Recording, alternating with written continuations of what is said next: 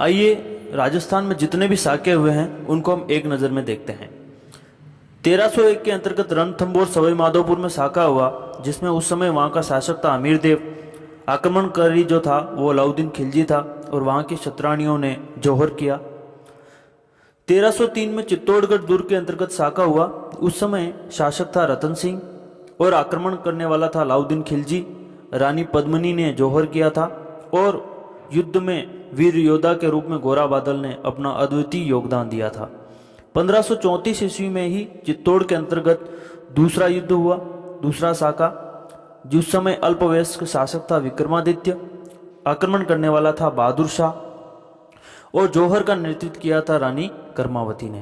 विक्रमादित्य थे, उनकी सेना का नेतृत्व किया था बाघ सिंह देवलिया ने। 1567 ईस्वी में चित्तौड़गढ़ में जो तीसरा साका कहलाता है चित्तौड़ का, उस समय शासक था उदय सिंह। आक्रमण करने वाला था अकबर और जौहर का नेतृत्व किया था पत्ता की पत्नी रानी फूल कंवर ने और युद्ध में महत्वपूर्ण योगदान दिया था जयमल पत्ता और कल्ला राठौड़ ने।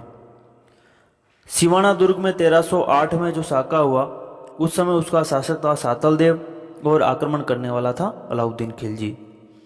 1311 में जालोर दुर्ग के अंतर्गत जो साका हुआ, उस समय वहाँ का शासक था कानड़देव सोनगरा और आक्रमण करने वाला था अलाउद्दीन खिलजी और वहाँ की रानियों ने जौहर किया।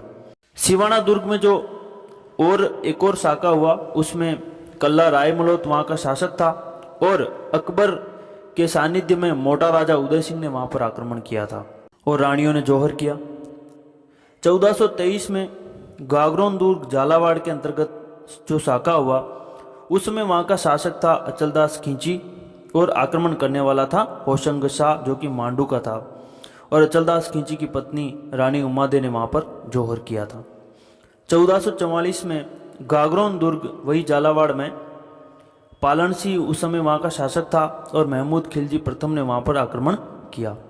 ढाई साकों के लिए प्रसिद्ध जैसलमेर दुर्ग, वहाँ का प्रथम साका जो है 1308 से 1312 के बीच में माना जाता है। उस समय वहाँ का शासक था भाटी मूलराज। आक्रमण करने वाला था अलाउद्दीन खिलजी।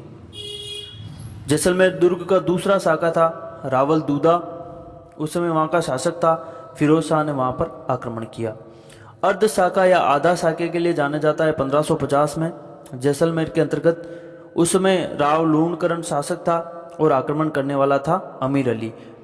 आधा साका इसलिए कहा जाता है क्योंकि राव लूणकरण के नेतृत्व में वहाँ केसरिया होता है, लेकिन केसरिया के अंतर्गत ही जो है लूणकरण जो है जीत जाते हैं और वहाँ पर जौहर नहीं होता है, इसलिए जो है वो आधा साका माना जाता है। इसलिए जैसलमेर दुर्ग को ढाई साकों का दुर्ग भी कहा जाता है। आप सभी ने हमारे इस वीडियो को देखा, सुना, समझा, इसके लिए बहुत बहुत धन्यवाद। अगर अच्छा लगा हो तो हमारे चैनल को सब्सक्राइब करें और इसे अपने दोस्तों के साथ शेयर करें। बहुत बहुत धन्यवाद। जय हिंद।